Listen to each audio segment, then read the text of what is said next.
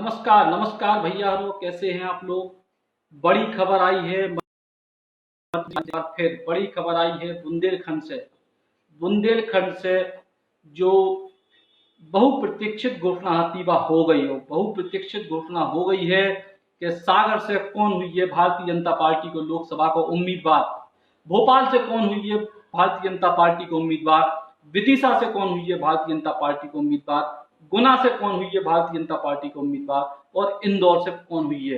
कुल 5 सीटों पे घोषणा बची थी। 5 सीटों में से 4 सीटों पे भारतीय जनता पार्टी ने प्रत्याशी तय कर रहे हैं। और सबसे बड़ी बात, भोपाल से शुरुआत करें, राजधानी भोपाल से। भोपाल में साध्वी प्रज्ञा ठाकुर भोपाल से दिग्विजय सिंह के खिलाफ चुनाव के मैदान में हुई है। भारतीय जनता पार्टी ने घोषणा कर दी है साध्वी प्रज्ञा सिंह जो मालेगांव ब्लास्ट में आरोपी थी, सुनील जोशी हत्याकांड में आरोपी थी, उन पे दांव खेले हैं। सीधे तौर पे भारतीय जनता पार्टी ने तमाम अटकलें लगाई जा रही थी, अलग अलग तरीके के नामों की चर्चा थी, उमा भारती के नाम की चर्चा थी, शिवराज सिंह चौहान के नाम की चर्चा थी, तमाम कई सारे नामों की चर्चा थी। लेकिन भारतीय जनता पार्टी ने दांव खेले साध्वी प्रज्ञा सिंह पे। भोपाल में कांग्रेस पार्टी की तरफ से दिग्विजय सिंह के खिलाफ, मध्य प्रदेश के पूर्व मुख्यमंत्री दिग्विजय सिंह के खिलाफ साध्वी प्रज्ञा ठाकुर मैदान में हुई है। दूसरी बड़ी खबर सागर से चुनाव के मैदान में हुई है राज बहादुर सिंह। जी हाँ, राज बहादुर सिंह चुनाव के मैदान में हुई है।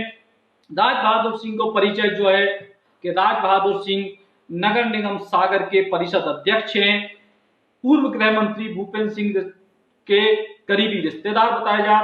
और सबसे बड़ी बात क्या है कि एक बार फिर से पूर्व गृह मंत्री भूपेंद्र सिंह अपने समर्थक, अपने करीबी व्यक्ति को सागर से टिकट दुआबे में कामयाब हो गए।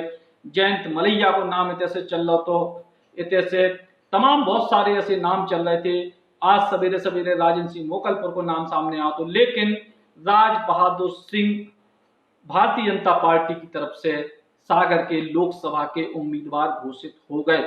तीसरा नाम है विदिशा से जो नाम है वो है रमाकांत भार्गव का नाम है।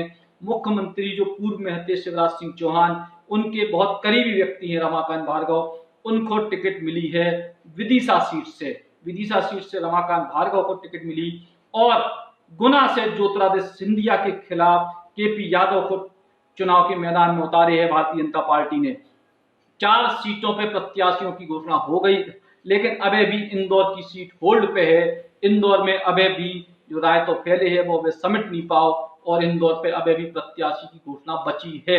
सीधे तौर पे बड़ी बात क्या है कि 4 सीटों पे जो नामों का ऐलान होगा, और अलग अलग तरीके के फैक्टर हैं। भोपाल में जैसे हमने बताई कि साध्वी प्रज्ञा ठाकुर को जो ही परिचय है कि वे मालेगांव ब्लास्ट की आरोपी रही, वे जो है हिंदूवादी चेहरा के तौर पे पेश करने की भारतीय जनता पार्टी की उनकी कोशिश है दिग्विजय सिंह के खिलाफ। और रमाकांत भार्गव को उतरवे से एक बस बहुत लंबे समय बाद विदिशा फैक्टर आओ, लंबे समय के बाद, या जैसे पिछले चुनाव के बाद भारतीय जनता पार्टी ने सुषमा स्वराज को जो टिकट दो, तो एक बार फिर चर्चा हो रही थी कि पीयूष गोयल इतने से चुनाव लड़ सकत, इतने से और भी नरेंद्र मोदी, प्रधानमंत्री मोदी तक की नाम की हल्ला होने लगे, तो जो अफवाहें फैल रही थी। लेकिन रमाकांत भार्गव स्थानीय चेहरा के तौर पे उनको मौका दोगो इस चुनाव में। और सीधे तौर पे मुख्यमंत्री जो पूर्व में थे शिवराज सिंह चौहान, उनके करीबी व्यक्ति की मानी गई, उनके करीबी व्यक्ति को टिकट दोगो।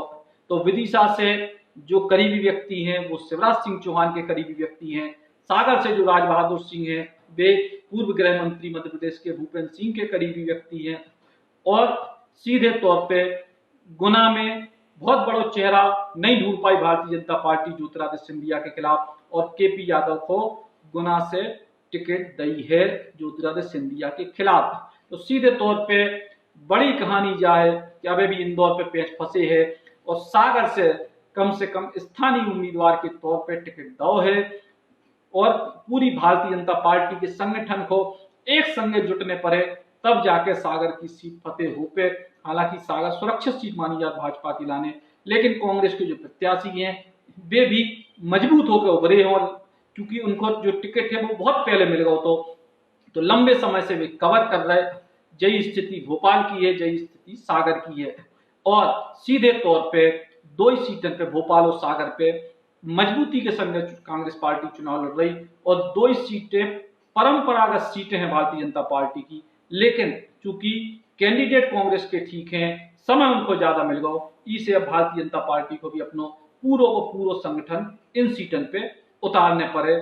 साफ तौर पे केवल एक सीट पे प्रत्याशी की घोषणा बची है। कांग्रेस पार्टी पूरी 29 की 29 सीटों पे नाम फाइनल कर चुकी। भारतीय जनता पार्टी की एक सीट पे नाम की घोषणा बची है, वह बची है इंदौर की हाई प्रोफाइल सीट पे, जिसे सुमित्रा महाजन को चुनाव लड़ने से मना करने पड़े, और ई के बाद उनके विकल्प की तलाश अभी भी जारी है। अभी भी सुमित्रा महाजन अपने कौन व्यक्ति को, अपने से जुड़े व्यक्ति को टिकट देना चाह रहे हैं। कैलाश विजयवर्गीय ने आज सवेरे ट्वीट करे कि वे खुद चुनाव नहीं लड़े, लेकिन कैलाश विजयवर्गीय निश्चित तौर पे सांसद के लाने अपने कौन व्यक्ति को नाम आगे बढ़ा रहे। एक क्लैश के बीच में अभी भी कश्मकश जारी है इंदौर पे। बाकी 28 सीटों पर मुकाबला साफ है, कड़े मुकाबले की भी उम्मीद करी जा रही।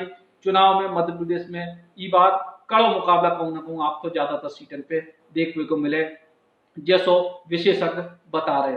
तो जो भी और अब चुनाव की ताजा जानकारियां आए, जो भी खबरें आए, सबसे पहले आप तक पहुंचाएं बुंदेली बौछार पे। सुपर स्पेशलिटी हॉस्पिटल, जहां मिलेगी आपको एडवांस्ड मशीनरी, आधुनिक CT scan, digital X ray, 1.5 tesla MRI machine, 24 घंटे आपातकालीन फार्मेसी सर्विसेज एवं एम्बुलेंस। सागरश्री में संभाग का पहला लेवल 1 ट्रॉमा सेंटर, संभाग का पहला मॉड्यूलर ऑपरेशन थिएटर, संभाग का पहला फिक्स कैथ लैब, आधुनिक शिशु इकाई। सागरश्री में अब सारे रोगों का एक ही छत के नीचे इलाज और आपके अपनों के लिए ढेर सारा समर्पण। आयुष्मान भारत योजना के अंतर्गत आने वाले सभी मरीजों का निशुल्क इलाज। सागरश्री, हमारा उद्देश्य आपका स्वास्थ्य, सदैव आपकी सेवा में तत्पर।